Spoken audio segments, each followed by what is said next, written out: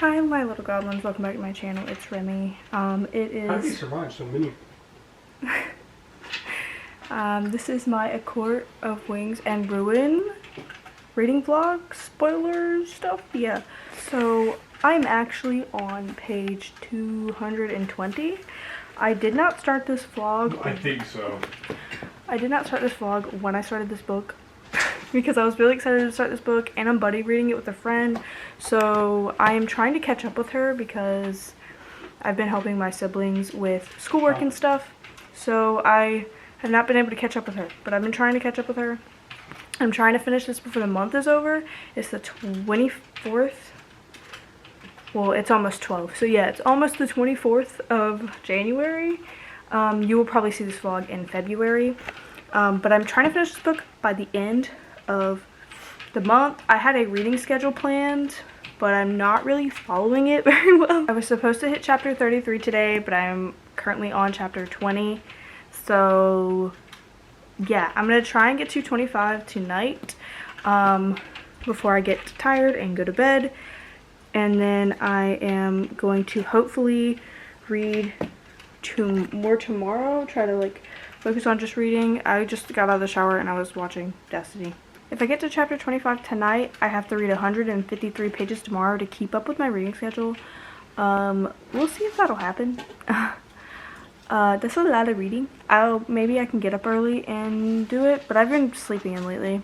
Well, my days off from work, so maybe I'll try and get up early tomorrow. I need to fix my sleep schedule anyways because I have to work on Thursday. So I need to catch up with my reading schedule so that on Thursday I can read the 70 pages or whatever I'm supposed to read to keep up with the reading schedule and not have to overread a lot.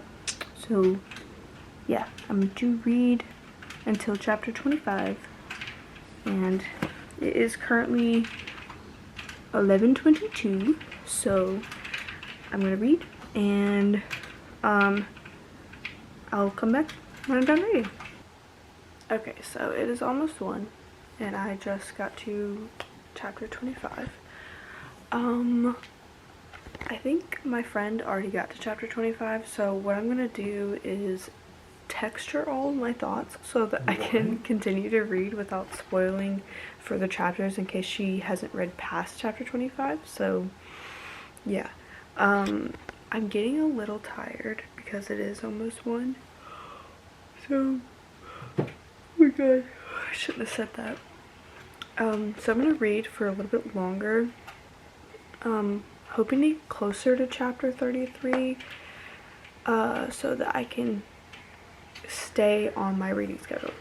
So if I end up getting to chapter 33, I will, you know, keep you updated, but I don't think I will. Chapter 33 is on page 335 and I'm currently on page 263, so I need to read 72 pages.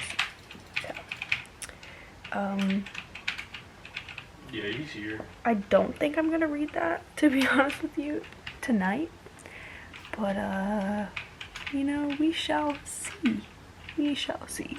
I will update you guys tomorrow morning before I read again, so that I can keep you updated with everything going on. After this series is over, I have some other series that I plan to do vlogs like this with. So if there's a series that you would like me to read and do spoiler vlogs on, comment that below so that I can add it to the list of series I want to do this with.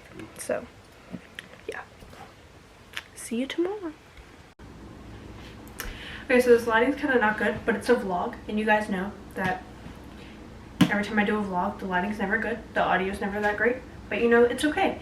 So I am in the middle of chapter 29. I hit 25 last night. Me and my friend talked about it this morning, and I'm trying to get to chapter 44 by the end of the day. Will that happen? I don't know. The halfway point between 44 and 25 was chapter 34, so I'm trying to get to 34 before my siblings come home from school, and then tonight I'm going to try and go from 34 to 44 before I go to bed. So we'll see if that happens. But I'm going to basically explain what has happened between the beginning and now, since I didn't really start the vlog when I was supposed to.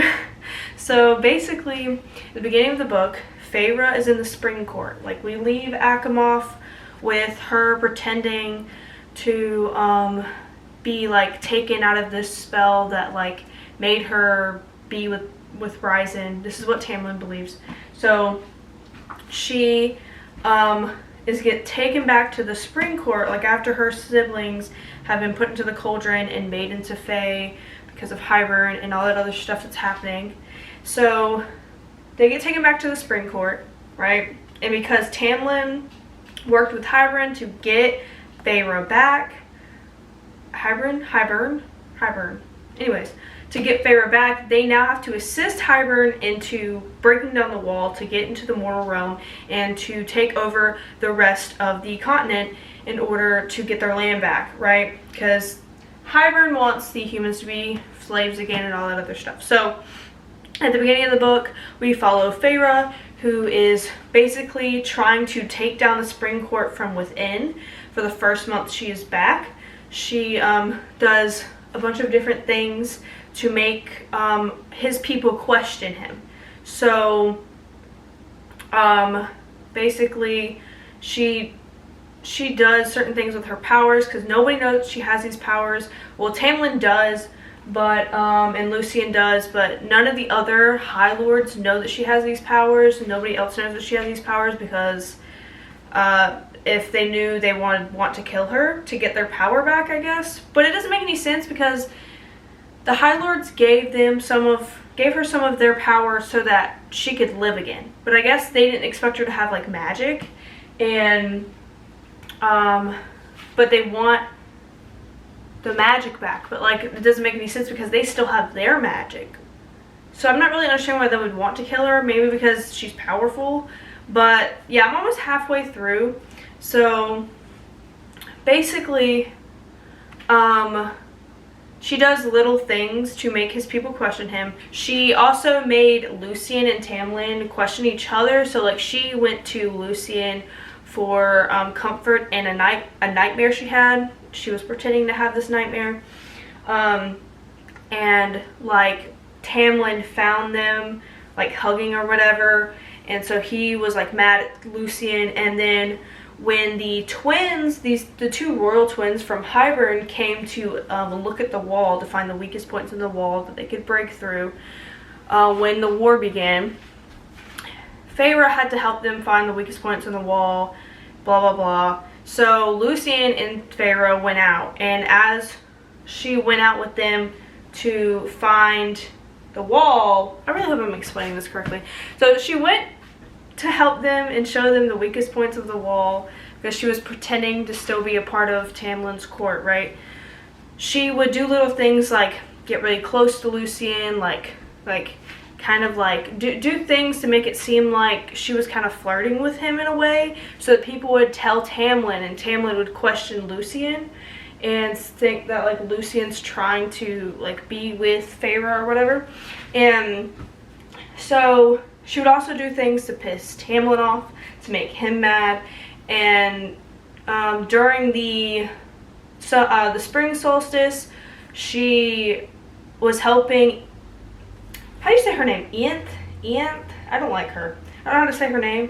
But she was helping Ianth with the spring solstice, and she made it to where when the sun rose, it glowed on her instead of Ianth, so then it looked like she was blessed by the cauldron, and everyone trusted her. Like, all of Tamlin's people like trusted her and like saw her as this like divine type of being. So basically, so they would trust her and start questioning Tamlin in a way, like when he would do certain things. And so Ianth was mad that this was happening because she was supposed to be the one that like got the blessed from the cauldron and all this other stuff. So she was kind of mad and felt like she was losing power. So she did this thing where she made one of Tamlin's guards of the gate to his like mansion fall asleep, took his keys and gave it to the Naga, which is the creatures in the book. And told the Naga to come and attack the mansion at a certain time, and she basically said she had a vision that this was going to happen. She said it to Tamlin, and then it happened, and so all this other stuff. And he went to go whip the guard that was on guard and was asleep and let the Naga through. And then Feyre uses her Diamati powers, which is the brain mind powers, to make him tell the truth, right? And he says, it was Ianthe, she made me fall asleep, she took my keys, she was the whole reason this happened. And then Ianthe was like, you're really gonna believe him over me, like I'm a high priestess, blah blah blah blah blah. But all of the other guards that were friends with this guard that was being whipped was like basically believing him and not believing Ianthe, and wanted Tamlin to believe him. And so Feyre was like, let me do this real quick. And she was like, let's hear him out, Tamlin. Come on, let's hear him out. And then he was like, no, and whipped him anyway, because like Feyre planned, he wanted to keep his alliance with Ianthe and Hybern, and he values hierarchy rather than the belief of his people, which is one of the things that Feyre did not like about Tamlin and liked more about the Night Court, that they don't enforce titles, like nobody is above anybody, basically. So, or they're not treated as they're above anybody, because obviously the Ryzen and Feyre in their own court have a say in things, but they don't treat their people as like lower beings of them, you know what I'm saying? So she, you know, leans on Lucien and is like scared and like acts all like, ugh, you know, like while he's whipping this guy, even though she really doesn't like that the guard is being whipped. But she expected it to happen. And so she knew Ianthe was going to do something like that to shift the power dynamic back to her. So she expected something like this would happen. She didn't know exactly what was going to happen, but she kind of just played it to her advantage. So now all of his guards were questioning him and his authority, and she would go to the guards and she apologized to them on his behalf and tended to the guard who got whipped's wounds to make her like look better, basically. She was kind of manipulating everybody the first beginning of this book, like the first 13 chapters or something, right? But she wanted his court to collapse within so that Hybern didn't have that great of an alliance or that many numbers from the Spring Court to, you know, whatever. She just basically was trying to delay Hybern coming to Perinthian to take down the wall, right? So then she goes out with Tamlin, Ianthe, the two Hybern royals, and Lucien to go to the wall for the last time for them to look at another weak spot in the wall. And this is when she plans to leave and go back to the Night Court. She's done everything she needs to do for basically his court to collapse, right? So she steals Tamlin's bandolier that has all his knives in it. She steals that from him and is about to leave when she sees Ianthe has Lucien shackled to a tree and is basically about to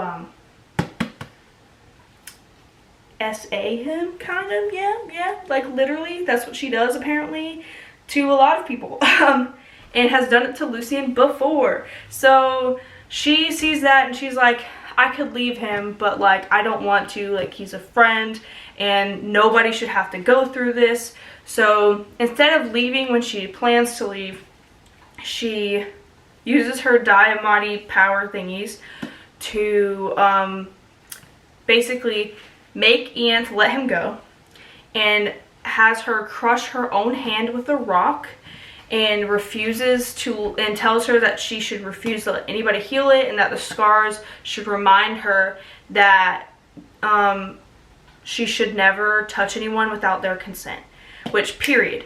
And then Lucien finds out she has these powers, and then the royals see all of this happening, and then they're like, Lucien, the word you're looking for is Diamati, because they're also Diamati, and they know that she's one because she had to protect everyone's mental brains from the royals while the whole time they were in the court. So then they all start fighting, and like Lucien and Feyre start fighting the royals, and Feyre starts winnowing and like beating the shit out of people, and Lucien's just like, you know what kind of thing. Anyway, so he's like, what the fuck is happening? And then he starts fighting as well when he realizes that she's like goated at like fighting. Then the royals tell her that they put Faebane is what it's called, in her food, which is this like poison that takes away her powers, and they've been sprinkling a little bit in the entire time, in all of their food the entire time that they've been there, and that the food that they brought with them on the trip to the wall had the most Faebane in it, and basically within minutes she wouldn't have any powers. So she's using her powers as much as she can while she has them to fight them, the royals, and they end up killing the royals, right? And so she's like, bye Lucien, I'm leaving. And then Lucien's like, where are you going? And she's like, I'm leaving. And then Lucien's like, you're going back to the night court, aren't you? And she's like, yeah, bye. And then he's like, take me with you. And she's like, sure, I guess, let's go. And she knows at this point that the reason why he wants to go is because Elaine, her sister, is his mate, right? And he knows that Elaine is in the night court, right? So they both start going. They trek across Perinthian. So if you don't know the map of Perinthian, which maybe I could I'm gonna put a picture up here. They have to start like the bottom of Perinthian and go to the top of the Perinthian. That's a lot. That's a lot of days that they gotta trek through Perinthian, right? So they have to go through all the courts. A lot of the courts don't like them, want to kill them. So they go through this like mountain thing, this cave that's like a door to like other courts. So they go and take the door to the autumn court, I guess. That's what they did? Yeah, the door to the autumn court, right? And because she didn't want to go to the summer court, because summer court has the High Lord Tarquin who wants to kill her. So he was like, well, she was like, I'm going to go to the autumn court. And he's like, the autumn court's not going to be any better. They also want to kill you and me, because Lucien's from the autumn court, but his family disowned him. They don't like him. So he's like, but I know the land's better and it'll be fine.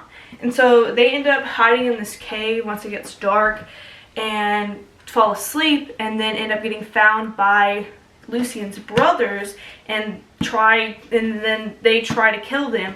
But then because they're in the autumn court, even though the Faebane has worn off just a little bit, but because they're in the autumn court, she's able to summon the power from the autumn court, since she's in there, and like the autumn court power is more strong because she's in the autumn court.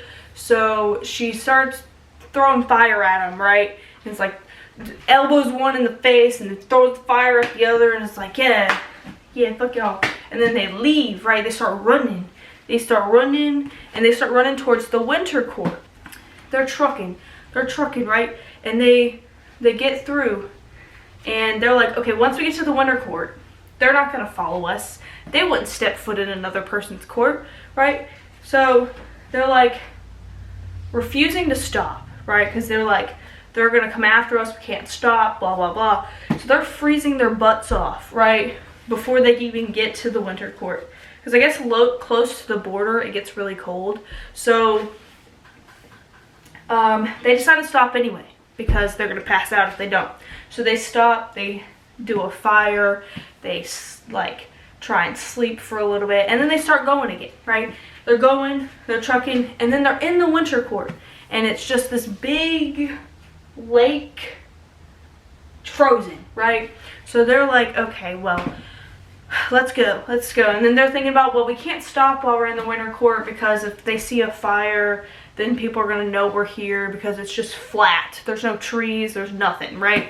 So they're like, yeah, we can't stop. So they're just like going along, and guess who shows up? Lucien's fucking brothers, bro. And I was like, I thought they wouldn't step a foot in another person's court. Guess not. So they use their fire powers to melt the ice. And then they start like slipping and sliding on this ice that's now turning into water. And they're like, fuck. And then, and they're like running and they're shooting arrows at them. And then Lucien's like, you gotta zigzag, bro, so they don't shoot the arrows at you. And then they start zigzagging like this between each other. And then, I hope my storytelling is great, guys. And then Feyre remembers, oh, I have ice powers. We're in the winter court. I'm gonna get my ice powers from the winter court, and starts freezing the water that's starting to melt, right? So they can run better. And then guess who shows up? Cassian and Azriel save the day. Okay, they hurt the other guys, but let them go because Feyre doesn't want to kill them because she wants the alliance with the Autumn Court for the war. And then Cassian takes her back to the Night Court. Okay, so I had to change locations, but basically after Cassian and Azriel save them, they take both of them back to the Night Court, and then Rysand and Feyre have their little reunion, and it's so cute. I love that so much. Chapter 14 is the chapter. It is my favorite chapter. If you've read it, it's my favorite chapter. So then after she has her little reunion with Rysand, she has her reunion with her sisters. Nesta obviously doesn't care to see her. I honestly, at this point, didn't think Nesta cared if Feyre was alive. She just doesn't seem to care about Feyre at all. And Elaine is completely out of it, like not there mentally, it seems like, and she's not eating or drinking, or seems she's sleeping, I think, but yeah. So basically Rysand and Feyre for the last few chapters have been trying to figure out different things to kind of build their alliances for this war that's coming up with Hybern. So they went to the prison to speak to the Bone Carver because they believe that he will be very helpful in the war, especially if they don't have the allies of all the courts. If he's this like supposed to be this like death god, and so they think he would be useful, basically telling him that he can go home, which seems to be this like other plane of existence where all of the gods came from, including Amarin, and they want to use the Book of Breathings to go home. But the Bone Carver was like, I don't really want to go home. It's been a very long time since anybody's been there. It's probably nothing now. It's probably withered into nothing. I kind of want to stay here. And he explains that the Weaver is his sister, and he also has another sibling we haven't seen yet. His name starts with a K. I could not even try and pronounce that. And that they want to kill him. So he'd rather stay safe in the prison than be out in Perinthian. And then they were like, well, if Hybern comes and releases them from their areas that they're bound to, then they're probably going to come and try and kill you in the prison. He was like, they wouldn't do that. There's too many things in this prison they would not even try. They were like, okay, well, what is it going to take to get you to leave the prison and help us fight? And he was like, I want the Mirror of Ouroboros, which is this mirror that his sister had that she loved to look into. And now Keir has it, which Keir is the guy who rules the Court of Nightmares. Even though it is Rysand's court, part of Rysand's court, Keir kind of looks over it, kind of looks over the Court of Nightmares, right? And Keir is Morgan's father, and so they were planning to go to the Court of Nightmares anyways to ask Keir for his alliance in the war, because even though he is under the Night Court and that is still part of Ryzen's court, their ancestors put laws stating that they don't have to assist Ryzen in any wars if they don't want to, so he has to ask for their alliance. Yeah, also, the Bone Carver, if you remember from ACOWAR, the way he looks to you is like a specific person, right? But so in ACOWAR, he appeared to Feyre as a young boy with bright blue eyes, like a very young, like a child, right? And she was very confused by this. She didn't know who this child was or why he looked like a child. But now she realizes that the Bone Carver was the way he looks. He still looks like this when she goes to visit him in the prison again. Now she realizes that he looks like her and Ryzen's son, if they were to ever have children. So, and yeah, I thought that was really interesting. I'm kind of interested to see what Cassian saw in the Bone Carver, because if you remember in ACOWAR when I talked about it, Ryzen saw Duran. So I wonder what Cassian saw. Probably not anything good. So, also, the Bone Carver talks about Nesta. He goes, "Did you hear her name through the wind? Nesta, Nesta, Nesta." And then they were like, "What the fuck, bro?" And so now they know that Nesta has this like power, right? And so now they kind of believe that the power she has is like death, basically.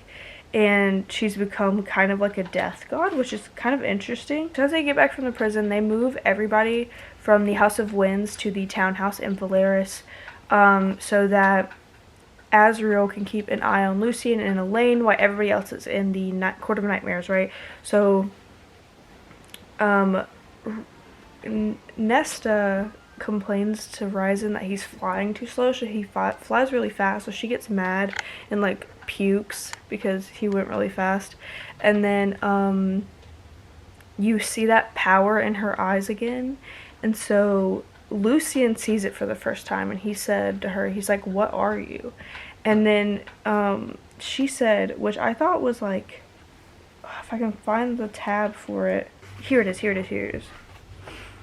So Lucien says, "What are you?" And that's what she said. She said, "I made it give something back, the cauldron." So basically she took something from the cauldron because she was like, okay, if I'm going to be forced to become this thing, you're giving me something.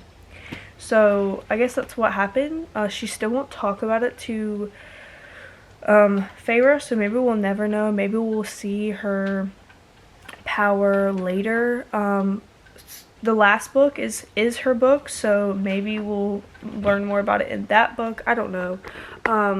Elaine says that she can hear a firebird, and nobody knows what she's talking about, and that she can hear people's heartbeats. And at first Feyre thought it was just her getting used to being Fae and being able to hear better and see farther away and all this other stuff, but she just seems to be kind of going insane. So then they get a healer to look at her, and the healer's like, there's nothing wrong with her that I can tell. And I can't look and see how her mind is doing because I can't see whatever the cauldron has touched. So the cauldron affected her mind, so she can't tell if there's anything wrong. And so she suggests that Elaine's mate, Lucien, should try and see if there's anything wrong, because the mating bond is a bridge between souls, and he should be able to tell if there's anything wrong with her brain, basically. So, or her mind, her mentality. So they sit together and have tea. She doesn't speak, and then something happens and she stands up and she's like, and he's like, and he like bursts out, he's like, "I'm sorry," like, and everyone's confused, and she's like, "That felt really strange, like I didn't like that." And he was like, "I'm sorry." She was like, "It's like you pulled a thread on my rib, like on a rib or something." And like it was like basically he like tugged at the mating bond, and like it affected her in some way, but she spoke more than she had the entire book. So maybe that's something good. But then she started rattling off weird things again. which I feel like maybe her like little like rattles and mumbles of like weird things might be like warnings. Maybe she has visions, is my thought. Because she talks about how she saw a feather of fire melt in snow, and she did say that she could hear a firebird like a phoenix. So maybe it's like foreshadowing, some warning of something that's going to happen in the war. Or maybe and then she talks about to Nesta when everything happens, that a white and black crow is like coming for her or something. She looks at Nesta and says, "Twin ravens are coming, one white, one black." So she keeps saying weird things like that, and I have a feeling that maybe it's some foreshadowing, but that's basically, I'm caught up now. I'm caught up with you guys now. Basically right now, Feyre is just, was just practicing her like fighting with Cassian, and now she's learning how to fly with Azriel because she has her shape-shifting abilities from Tamlin. So she can shapeshift to have Aurelian wings. So she's learning how to fly with them so that when the war comes, she can fight in the skies with all the other Aurelian warriors. Yeah, my camera's gonna die, so I'm going to read, and I will update you guys tomorrow if I get to chapter 44 or not. So